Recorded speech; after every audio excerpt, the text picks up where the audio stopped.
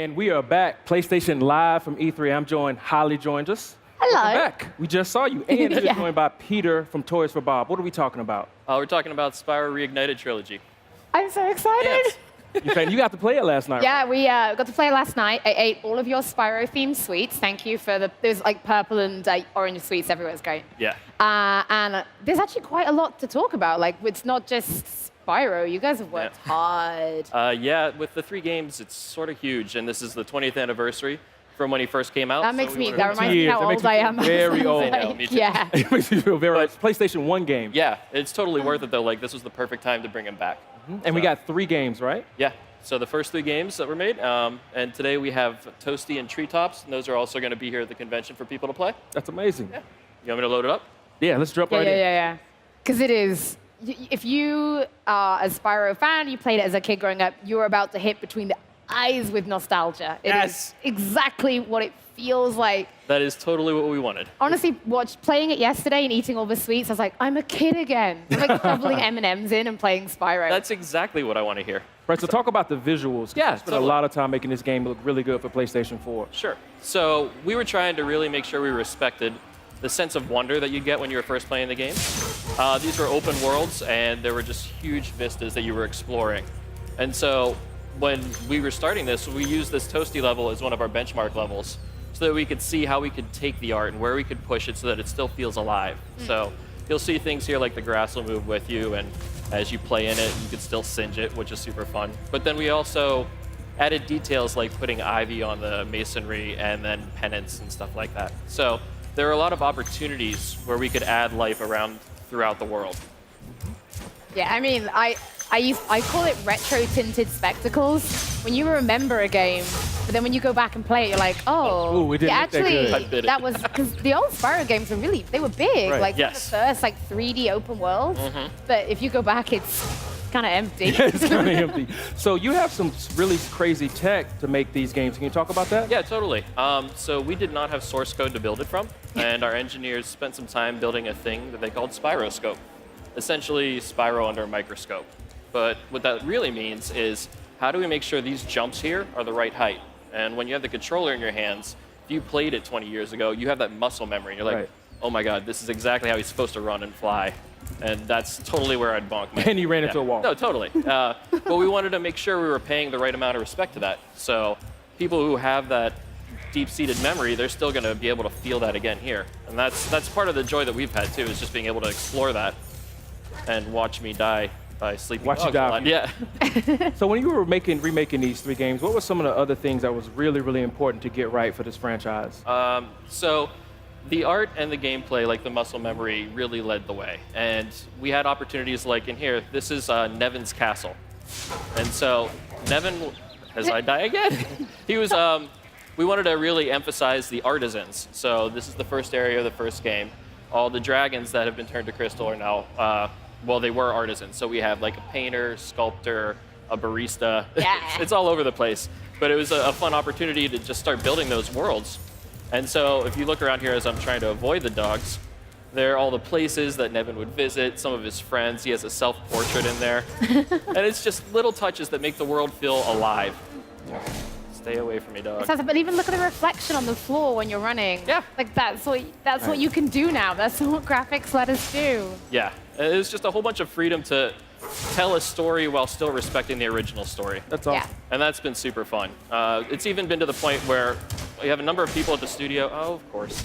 A number of the people at the studio are like super fans. So we were able to engage them about, hey, is this sleeping dog big enough? Is this shepherd really menacing enough with how he's animating? Like, what kind of things do we need to do to make this feel the way that you felt when you were a kid playing it? And we wanted to make sure that we're respecting not just the original rules of the game, but the way the feelings came about with people. Yeah. Also, the sound design was very important. Can you talk about sound a little bit? Yeah. Voice actors? It's sort of hard to hear in here, but we did some elements all over the place in the sound. We tried to make it so that it's more dynamic. When you're inside of an interior, the sound will dim a little bit and sort of give you an ambience and a sense of place. Versus if you go to fight a boss, you're going to have extra layers of audio coming in with additional instrumentation and more percussion. Even with that, we added percussion to the steps as you're running around so that you have more of a sense of what it's like being a dragon. I mean, there's going to be a whole generation of people who will only know Spyro Yes. from the Toys to Life Spyro. Like, they won't. This will be their first Yeah, time. this will be their first to see time what playing I all these grew up games. with. This is like, we like to think of this as a totally separate beast from Skylanders, which is Yeah. cool. Because like this was the foundation that gave us inspiration to Skylanders in the first place. But we want to make sure that this is done justice the right way. Yeah. The fans have really been outpouring their support with how much they like the original character and want to make sure that we're doing him right. And so that's totally on the forefront of everyone at Toys for Bob's mind. Now, since we're going to go see one of the dragons, Yeah, I'm gonna head it's a good right time there. to mention the voice actors. Yeah, totally. So the voice of Spyro in the second and third games was Tom Kenny. Okay. And since we're doing the trilogy, we wanted to unite them. So he's doing all 3 games worth. Oh, so he's of Spyro voicing all games. 3 games. Nice. But while we're here, let's see a dragon. Nevin! Hey, there we go. Didn't look that good 20 years ago. has put one of his most Yeah. devious henchmen in charge of the artisan world. Bring him on. I think I smell a barbecue. Be careful, Spyro. Toasty has many tricks up his sleeve. Oh, that part gets me. I love it because we're able to keep the same audio, like the spirit of the original audio, but then through a lot of the models, you're getting a lot more gesticulation in the acting there. So even like when Spyro is doing his little wiggle as he's jumping, it's just sort of like, oh, I love that. It's awesome. Yeah. So here is Toasty. Ah.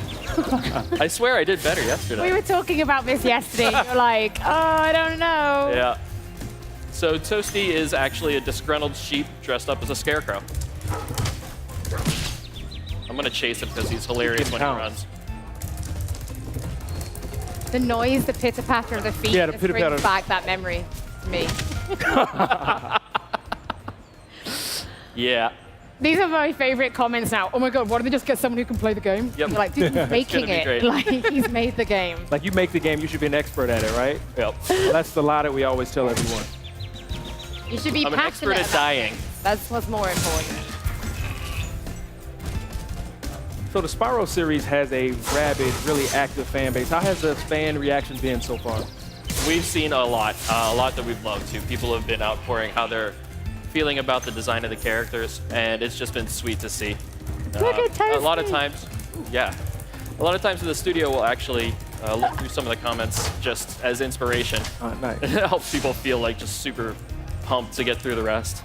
Yeah, your work is definitely appreciated.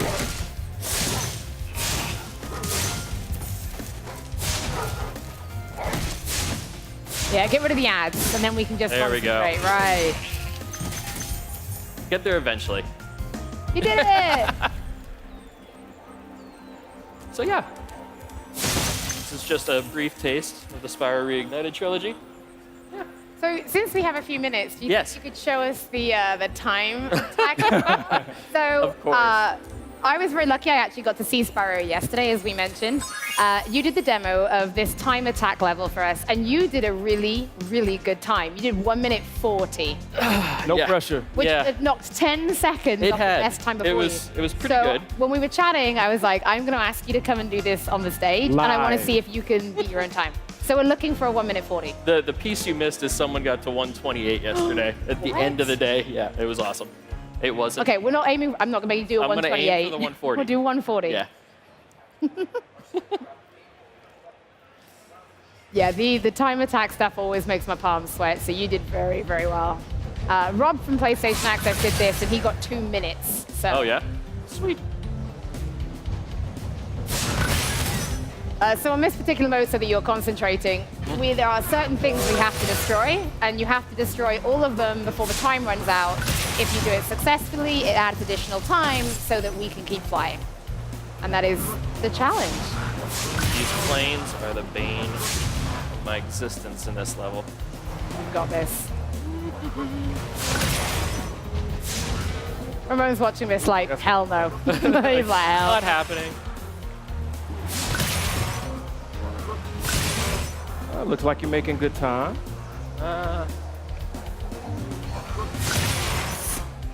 No, I gotta get that plane too. Go for those gates.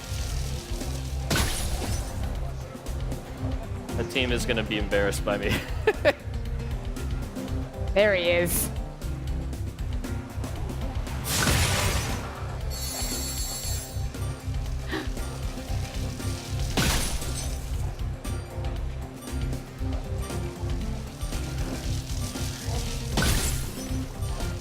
Yes.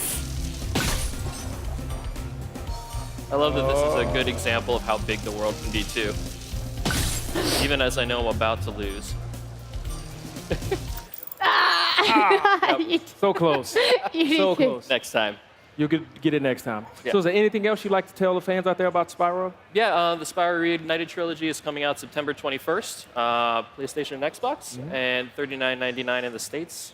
I don't know the other regions that well. I'm sorry. Well, thank you so but yeah. much for showing and doing Thank on you the so game much for the us. time. I really it. appreciate it. Thank you. Yay, I'm back in my childhood again. Yeah. All right, that's it from us, but we'll be right back with more live from PlayStation at E3. PlayStation